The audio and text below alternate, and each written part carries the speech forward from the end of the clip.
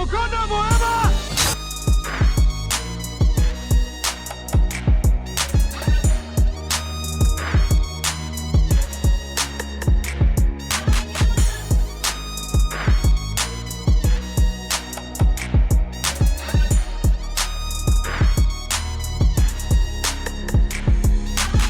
We must find a way to look after one another as if we were one single tribe.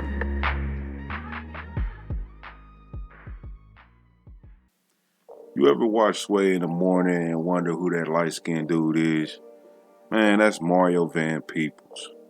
He's a writer, director, actor. I mean, he's been in the game for years, and if you ever watched anything, it may have been, if it's black, it may have been produced by him, written by him, and he might starred in it and you just didn't even know he was in it.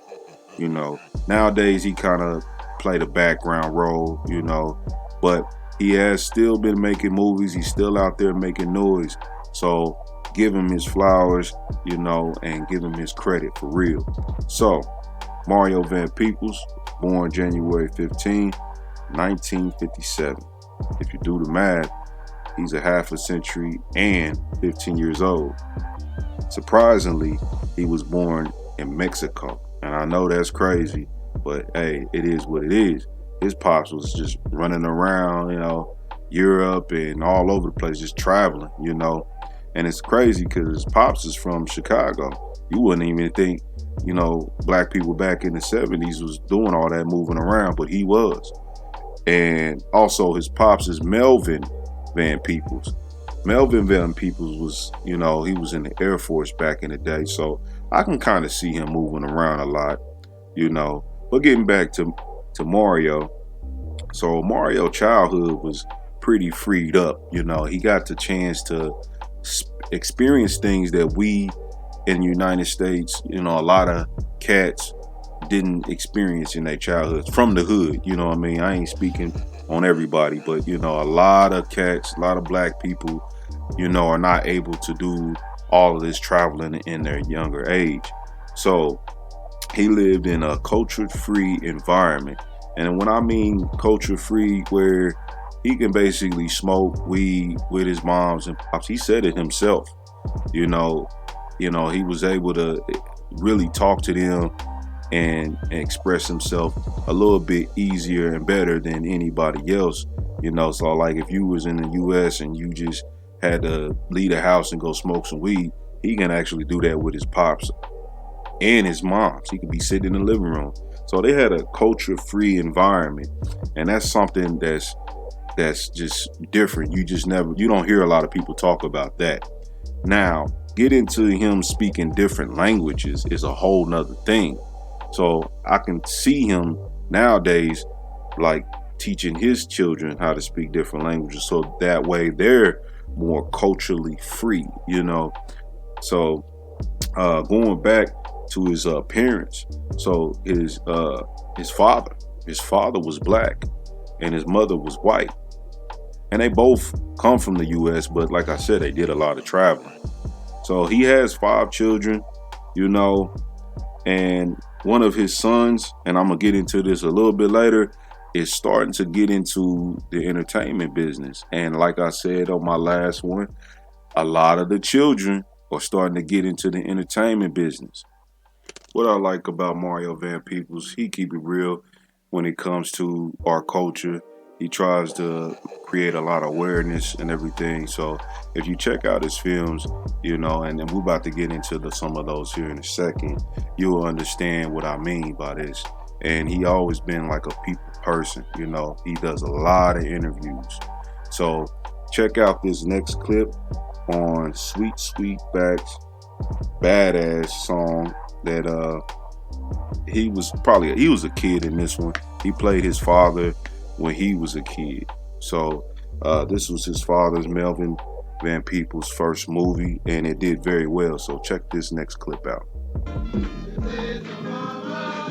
Got a sweet back. Won't bleed me!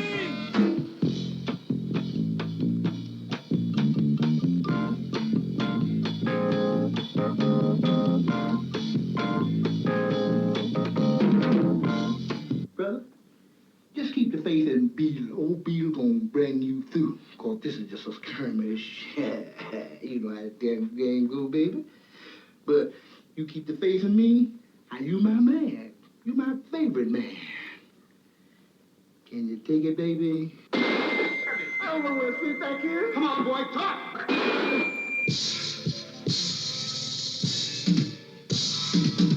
Yes, the good night fairy godmother. Why, didn't you know that all good dates had fairy godmothers?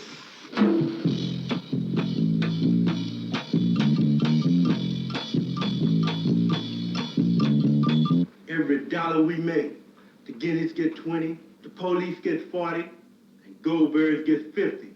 Anybody can tell you that don't add up to $1. That adds up to $1 and a damn. No, I haven't seen him, Sweetback. I haven't seen the cat. I don't want to see him. You just keep leaning and leaning and leaning. Get the off my back, man! I'm clean, man. Look, I'm clean. There's nothing there. Look! When I get pissed off, man, I will throw a not-your-bone nigger fit on you, understand? Leave! Split! Leave, mother!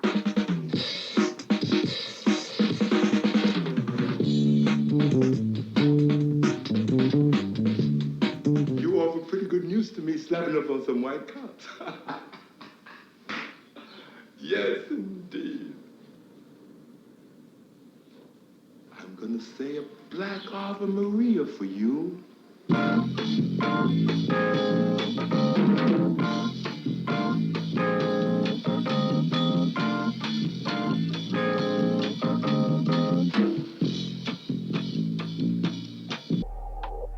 Let's hear what Melvin Van Peebles had to say about this film, Sweet Sweetback's Badass Song. Came out in 1971. This is Mario Van Peebles' first movie when he was a child. Written. The title of the film is Sweet Sweetback's Badass Song. What's a sweetback? Well, a sweetback man is a stud or a pimp who's somebody who balls the chick well. And if you do it correctly, I'm sure you know, you use your back. Yeah. And so Subsequently, sweetback. you got a sweet sweetback. The film's going to be opening up at Grand Circus Theater in Detroit. It opened there at the 31st. And we'll be showing for what, about 2 weeks? Oh, I hope it'll be showing a lot longer than that.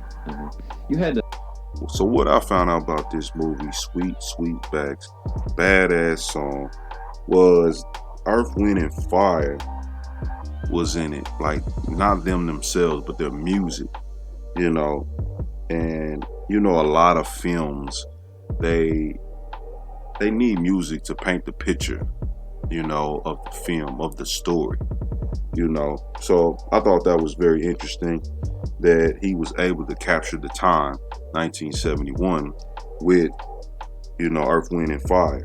Well, Exterminator 2 was his first young adult movie, and it seemed like he played a gang leader. You know, I never watched this movie.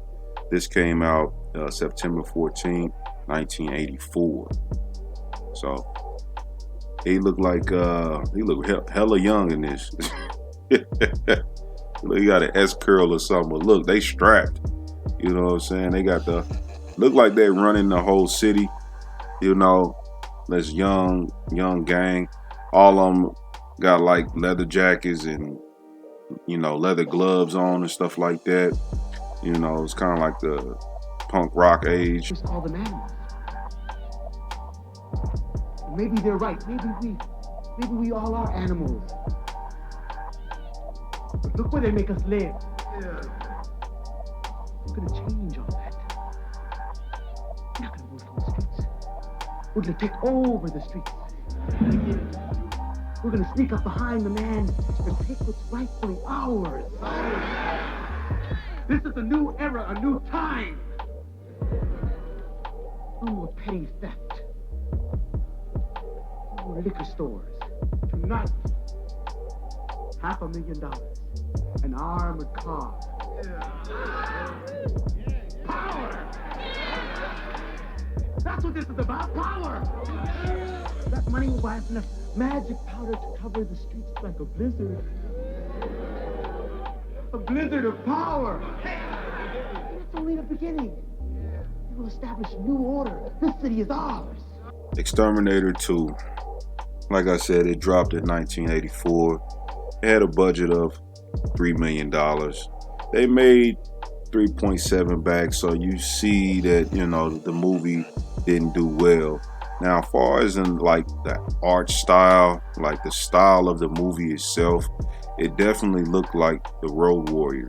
If you ever seen The Road Warrior, you know, with Mel Gibson in it, I mean, it's pretty dope film as far as in the feel, how it's like a desert, how like society has come down to this like apocalypse type of time period where the people on the streets kind of run the world, you know, or the world went through a nuclear phase and now everything's in ruin. So now the younger people are trying to rule over the earth and stuff like that. So this is what I think this film is based on, even though it's not like the apocalypse version. This was like the version like the youth are trying to take over the city, you know, and they're, you know, taking over different sections, you know, and just building up to the level where they can actually make deals with the mafia, you know. So this is Mario Van Peebles making a deal right now. And it looked like he ain't liking the deal, but we'll see how that goes. All right, we got to move on to the next movie. So, Reppin' is a movie that came out in 1985. I don't see a budget for this movie, so this is probably a passion project.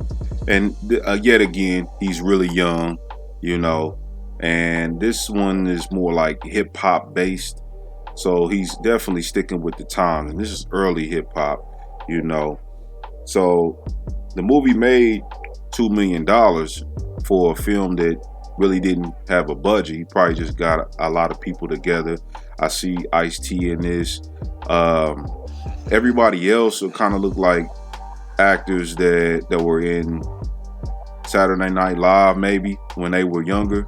About an MC or a rapper, that's a person who rhymes to the beat, a musical rhythm on city street.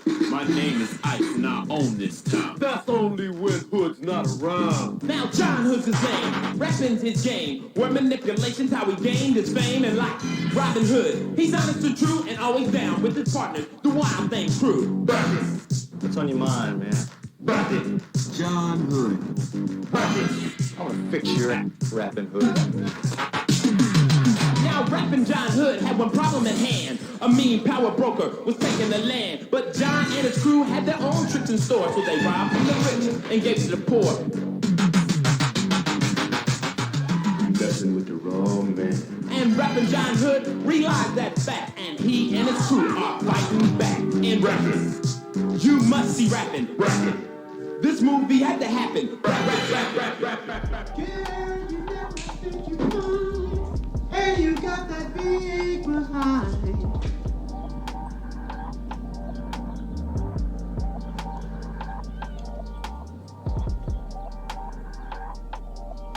Well. I'm here to tell you all that life as you know it has ended. You might as well all go to town tonight. You might as well laugh and make fools of yourself. Rub your pathetic little peckers up against your honey or stick it in a knot hole in the fence. But whatever it is, get rid of it because at 0600 tomorrow, your ass is mine. Where's your bunk? So his next movie, Heartbreak Ridge, this came out in 1986, had a budget of $15 million. And also, it made $121 million in the box office. So, you know, Mario Van Peebles, this was like one of those movies where he really got the chance to work with a legend in the game, Clint Eastwood. And everybody know Clint Eastwood, you know, he made all the Westerns. He made a lot of hardcore movies, you know what I'm saying, like serious movies. He rarely did any type of comedian movie or comic movies, however you want to put it, you know. So in this film, it looks like, you know, he's in the military and he might be their drill sergeant. And they had a hard time listening to him, you know, because they all are like young rebellion type of, you know, students or kids or whatever, you know, and they got this big guy, look like he about to fight the damn drill sergeant. So check out this clip real quick.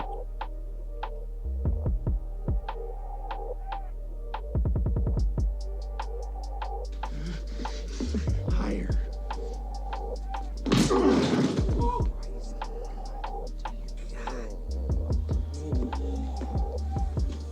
I'll get your ass on that street, ladies, right this second. One of the best movies of his career, New Jack City. This came out in 1991. Budget of $8 million, and in the box office they made $47.6 million. Man, a great profit. Yeah, he also directed this film, and this film was distributed by Warner Brothers. I didn't know that, you know. I had to research that one right there. Check out this clip. Relax, yo man. If you don't think I can handle this, then why don't you just send the white boy Roy inside the car along with the National Guard? All right, sit your rag. You go sit right here. Sit down. All right, now what we need is a videotape of this whole operation. We need evidence of the financial records to make this shit work. Got it? Yo, I got it. Yo, I work there, man. Yo, I'm the lookout from 7 p.m. to 7 a.m., man, in one of the apartment windows. They even made me fill out an application. Asked me if I still got high, because they remember me from back in the days, because I was one of their first loyal customers, man. Shit, I used to get fucked up, man. Crack a bow, crack a ass. I didn't give a fuck what it was. It was in the pipe, I got baby. it.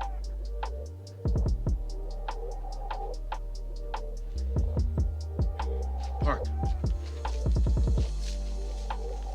This belt is really a video camera, Pookie. These wires are transmitters. They'll be taped to you as if you're wired for sound. It'll pick up your communication, send it back to us, in addition to other sounds and images around you. It'll also pick up shit you can't even hear. Don't worry, Pookie. Relax, you'll be great. A number one, you're the best man for this job. You're a fucking genius. Ready? Your muck. Pookie, we're counting on you. You can tie us into their nerve center, help us bring down CMB. Try this on, man. You with it? With it, man. All right, let's roll with it. This film catapulted Mario Van Peebles to the top. And when I say to the top, where Hollywood had to respect him and he had to get the credit of a real director, a real actor, a real filmmaker, because, you know, looking at this film, he really captured the time. And he also kept hip hop in this too. And that's one thing I always respected about him when he made this film. And in his other films too, he keeps hip hop in the time of when this was dropped, you know. And I always say the music kind of captures the time. So if you think about NWA, you think about, you know, Ice-T, their music was really popping back then, you know. So we're gonna move on to the next movie. So his next film, The Posse, came out in 1993. They had a budget of $10 million, and in the box office they did $18 million. So you can see that they really didn't make too much of a profit, you know, but the film was great. I like this one. He took it to the West, you know, and you can never go wrong with Westerns. I mean, everybody loves Westerns. My grandpa used to watch them all the time, you know, and it looks like he has a all black crew in his posse except for one white guy. So this is a cold film. Check it out. Just Google it and find it, you know. I think, look at the cinematography of this, you know, whoever, look at this. This is dope. A lot of the zoom in shots, you know, close-ups, hella dope. So also he did this film with his father, Melvin Van Peebles. Melvin Van Peebles played like the father of an Indian woman that he was in love with, you know. So check out this clip real quick.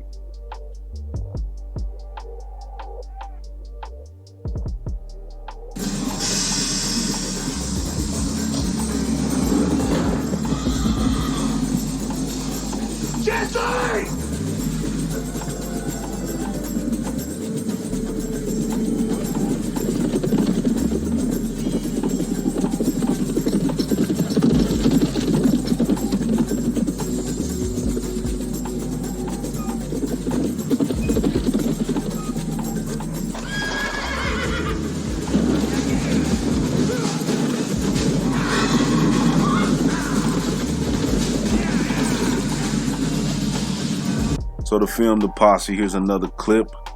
And this is at the beginning of the movie where they're still in the army.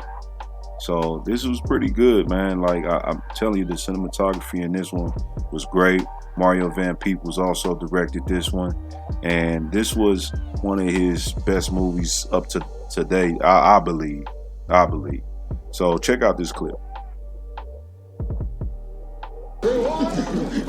Retribution, that!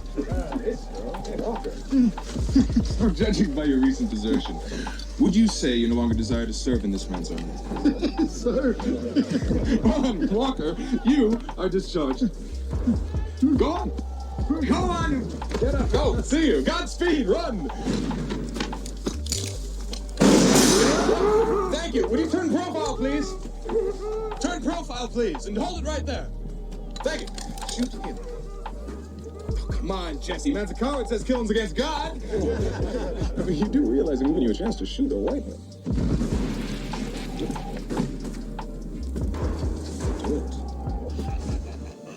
Do it or the tent stays right here. What?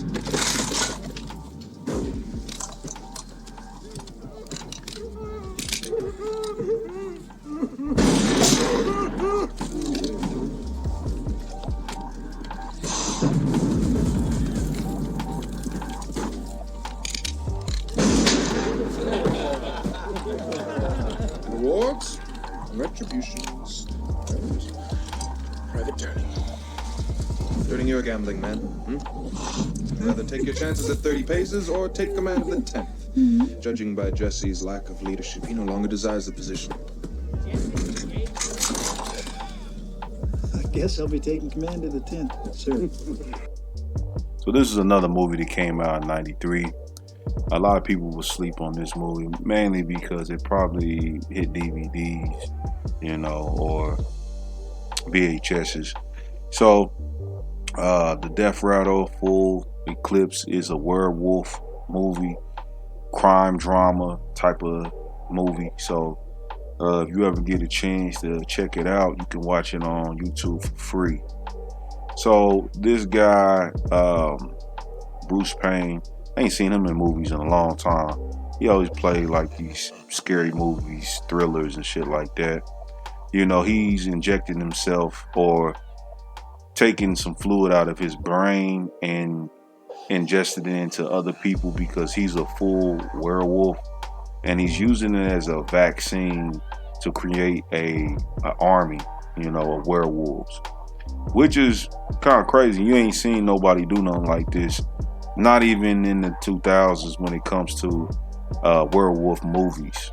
So let's check out a little clip of this. This is you on my brain. Any questions?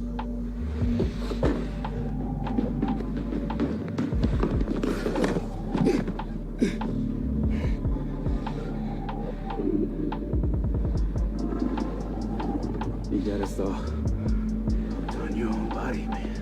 Low overhead. You motherfucking werewolf. What?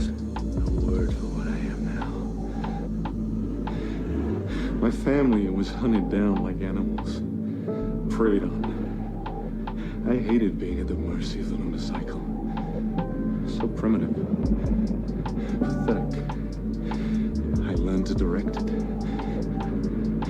Biofeedback, drugs. I refined it, made it mine, to control and to give.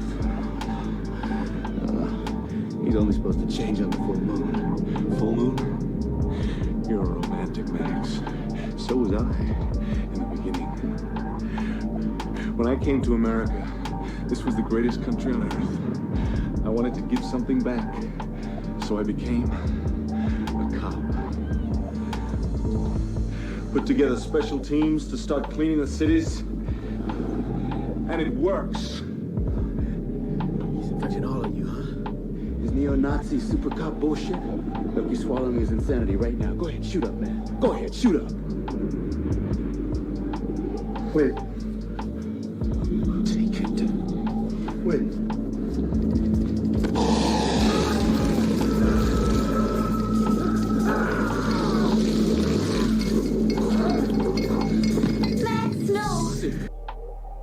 So here's another clip of the movie.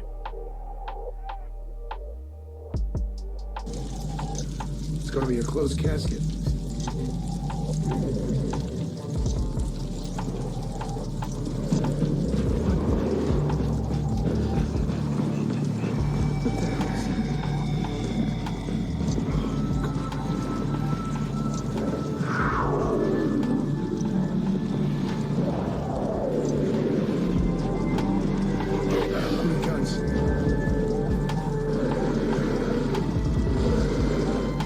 Tough guys. Fuck.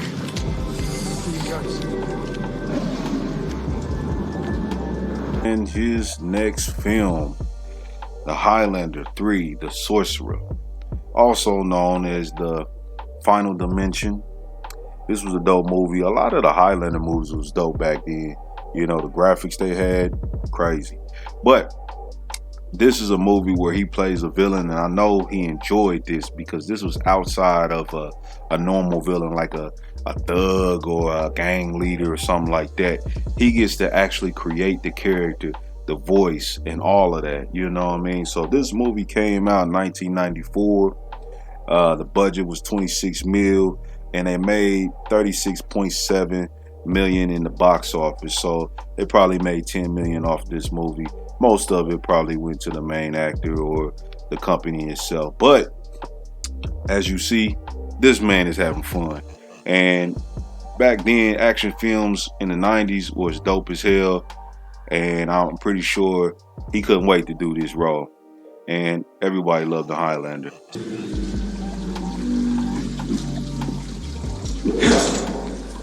Actually, the pleasure is all mine. Where's the Highlander? Huh?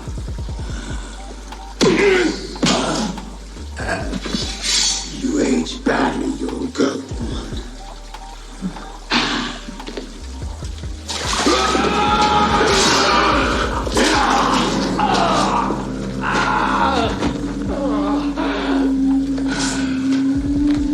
This is Highlander!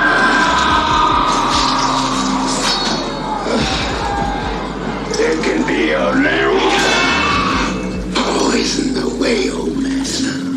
More than you know. When I tell you to go, just go! Go after the Highlander. Now.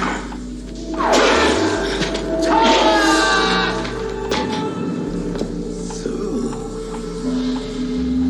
your magic is approved, wizard. Why didn't you give it to me? I didn't give it to you 200 years ago. I'm not about to now. Yes, but if I cut off your head, I get your magic anyway.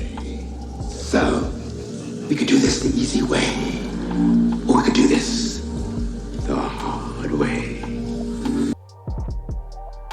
Okay, Panther came out in 1995. It's unknown to the budget that they had for this movie, but it made $6 million in the box office. This was based on the Black Panther movement back in the day. And this was a great film. You can find it on YouTube for free. And Mario Van Peebles still talk about how he wanted to create this awareness within this movie. And also his pops talks about this movie too. And I have a clip for that. Check this out. One kid thought, he said, Huey Newton, isn't that a cookie? Mm-hmm. So, you know, there's a lot of the history we don't get. We learn about victimization more than we do about some other things. And the Panther Party had an appeal that went across racial lines, and it really appealed to what, you know, Marx called the lumpen proletariat, the brother and sister on the block. Yeah. So that was very frightening. That was one of the things about the Panther Party. Even though they were painted in the media, the press as violent, anti-white, etc., they were not at all. In fact, they were really on the cutting edge of a lot of things that have since been absorbed into the life of America. That is, they had the breakfast programs. At one time, the leader of the entire party was a woman, Elaine Brown. Yeah. They also started sickle cell anemia testing in the community. A lot of community-based things they did. Survival programs. But you got to remember that the past history is the past written by the winner. So it's not surprising that the Panthers have all but been eradicated, nor is it an accident from the general consciousness, because since they were talking about something so broad, so American as apple pie, that made them more dangerous. We got the white man interacting his billy club upside the black man's head.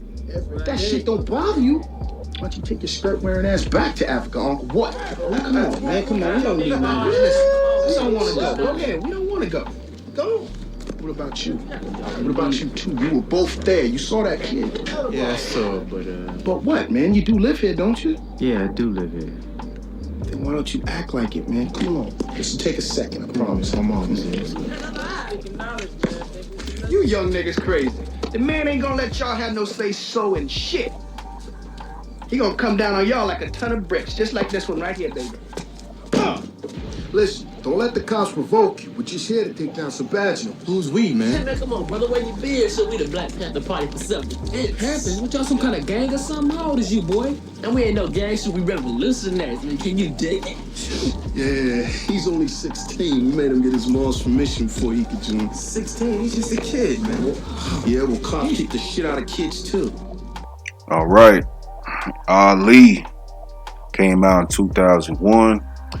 They had a budget of $107 million, and box office that made $87 million. So in this film, he portrays the iconic role of Malcolm X, and I really think he looked like Malcolm X. Denzel Washington, to me, he didn't look that much like him, but Denzel Washington is a great actor. But I really believe that Mario Van Peebles, he captured him. He looked like him, and he also sounded like him. So I think this was a great job with the casting of this film. And yeah, Will Smith did a good job too. You know, he really gave his all to play Muhammad Ali. You know, let's check out a little bit of this clip. When I heard about those 4 little girls and got bombed at that Birmingham church, the prohibitions of the Honorable Elijah Muhammad prevented me from speaking my thoughts in action. Because Birmingham was part of the civil rights struggle, you know, begging for our place at the white man's table.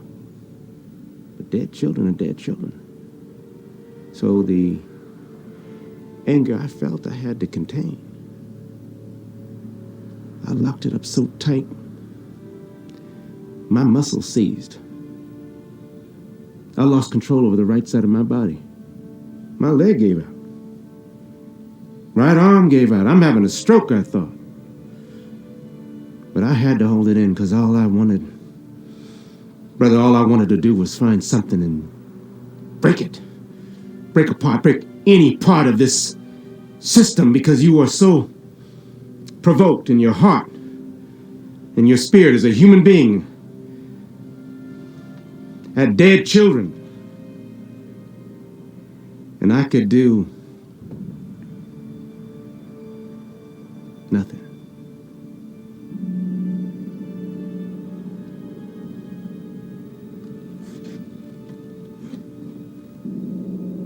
Everyone knows I can't do nothing anymore.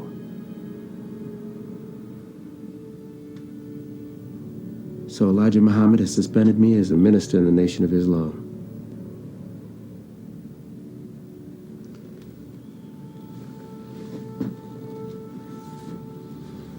Man, you can fix that. I don't know. I'll try when we get back.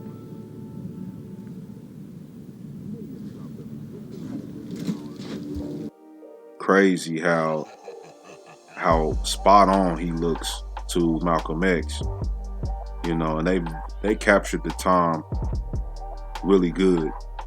He even changed his hair color, you know, grew a beard out. So he dedicated himself to the role.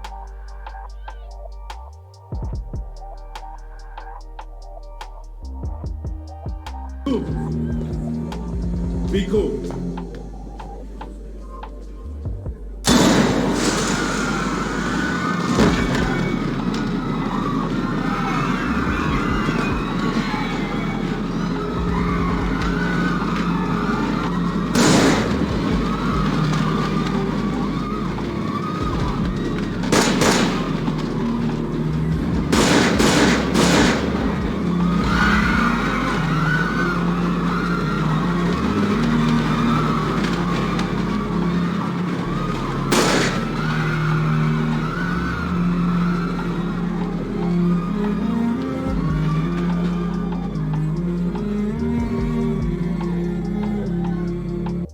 Badass was his next movie he made in 2003.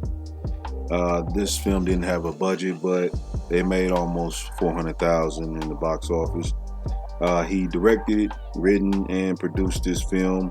He's playing his father in the Sweetback Badass song, the movie that he was in when he was a kid. So his father, when he made this in 1971, he went through a lot of trials and tribulations to make the movie. So his son, Mario Van Peebles, he's playing him in this movie, and he's showing the business side of the actual filming industry. So let's listen in on this little clip real quick. Hey girl, put some clothes on. This ain't Soul Train. It's not a porno, it's a social statement. Again, contain hostility mode. Sweetback ain't here, mother. Critics are calling Badass a crowd pleaser. We gotta arrest him now. You gotta come down here and get us out. They thought my telephoto lens was a bazooka. Empowering, inspiring. Revolutionary or not, I still need to get paid. This is not my fault. Now there's only so much I can do with no money. They coming for you! You can't buy this kind of production value. We're gonna steal this. You want to turn him into some macho stud man like you think you're supposed to be? Honestly, it's a dangerous film. I'm telling the truth, brother. You take it however you want to do. You can start calling me dad. He wants to act. He's in a movie. He should be happy. I got everything I own on the line, but it's bigger than me. What if the movie's a bomb? Sweetback. Got open big. You with me? Bam! And we're here in the studio with Mr. Melvin Van Peebles, the soul brother of cinema. So this is another movie he was in, Carlito's Way, Rise to Power. Came out in 2005, and this was real good. There is no budget that I've seen all on the internet. I've been looking, so in the box office they made like $9 million. So I think this might have started as a passion project and then it developed into an actual movie. So, Carlito's Way, have you seen it? We the Party was his next movie he did with his son Mandela Van Peebles. And it looks like, man, this came out in 2012. And I just like that, the simple fact that he brought his son into this like his father brought him into this business. So he helped him produce this movie, direct this movie, and write this movie. I believe this is his son's movie. His son actually was on Sway Radio talking about how he got Snoop Dogg's sons and also a P. Diddy kids and the Wayne brothers kids in this movie.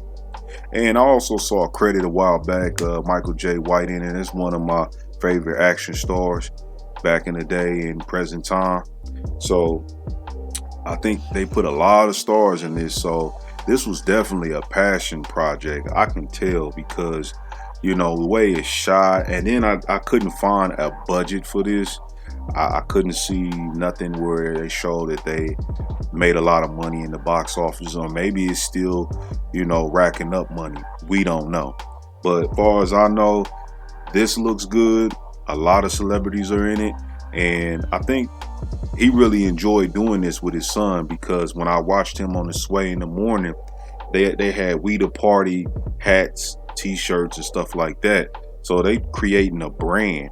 They may do We the Party 2, 3, 4, kind of like house party. So I really think that this was cold.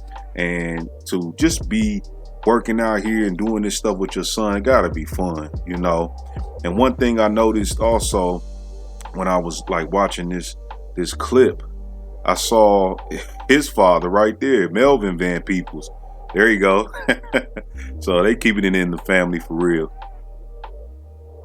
Okay, so the next movie he was in is called Run the Race. Came out in 2018. He played a supporting actor. Also, that this film was a football Christian family movie, something that hits the heart, It's a home run for him because this movie, budget was 1.5 million and they made 6.4 million. So, I think he got a great salary out of that. He probably helped direct it a little bit, maybe, because he is a director himself. But I like that he's willing to jump in movies, and just even if they're small parts, he's still willing to get out here and act. Sadly, his father, Melvin Van Peebles, passed away September 21st, 2021 in Manhattan, New York, New York. Let's see what Mario Van Peebles had to say about his father's passing. Well, as the so-called godfather of modern black cinema, he's not just my dad, he's your dad too. So if it's okay with you, I'll share a little bit with you.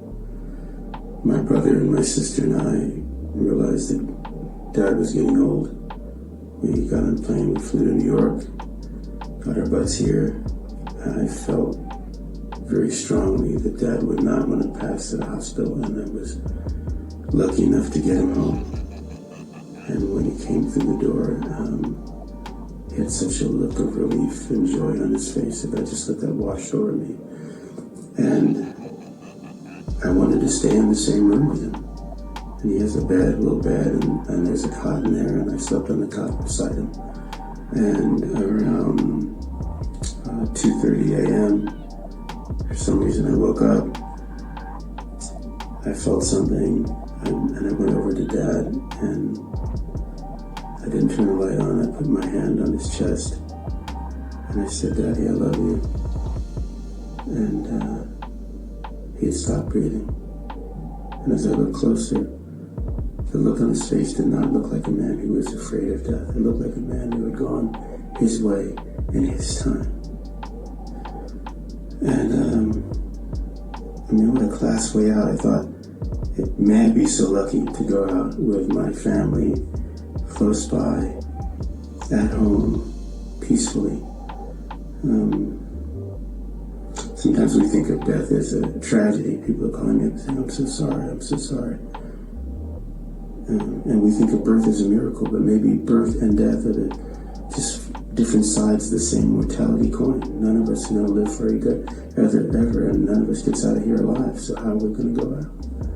Well, he demystified it a little bit for me. Growing up with him, I saw a life well lived, fully lived. And I think the real tragedy might be not doing what you came here to do in this lifetime. And Melvin Van Peebles, man, your dad, he came and he did his thing. And he would say to all of you, keep on keeping on. Keep teaching each other. Try to teach and mentor someone who doesn't always look like you, vote like you, think like you, make a difference. Make sure you tell our story, so it's not just his story, it is our story. Daddy said to me, some fathers will teach you how to play ball. I'm going to try to teach you how to own the team. So many good lessons. And I know he wanted to tell me that he loves you all. And if you want to do him any service, get out there and keep making a difference. Your daddy loves you. Mario Van Peebles, actor, director, writer, producer. I'm telling you, this guy right here, he's been in the game since 1971 as a kid, watching his father do his thing, Melvin Van Peebles, and now he's going to be passing the baton to his son, Mandela Van Peebles. And I like that, you know what I mean? So check him out, man. If you haven't, go on Google, do what you got to do to find some of his movies. Right now, I can list at least about 4 or 5 of them that he's been on when it comes to television, when it comes to films, you know what I mean? Like, he's really been out here putting in work. 1985, he did The Cosby Show.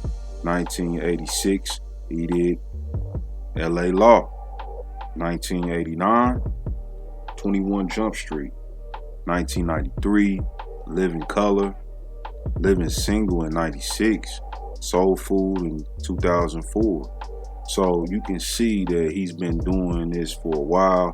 He stayed consistent, and up until like Empire, you know, and 2019, you know, he might not have acted, but he could have produced and helped direct a few episodes like he did with Power.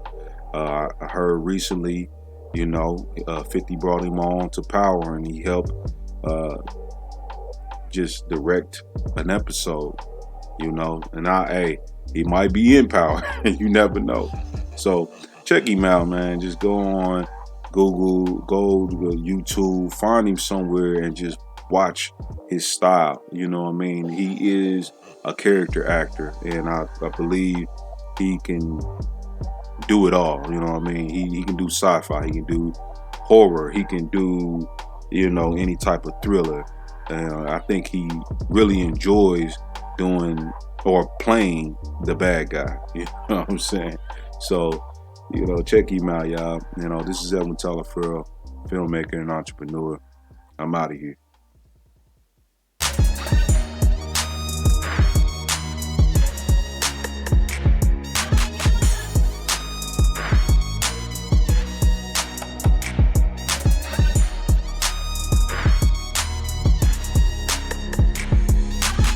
We must find a way to look after one another as if we were one single tribe.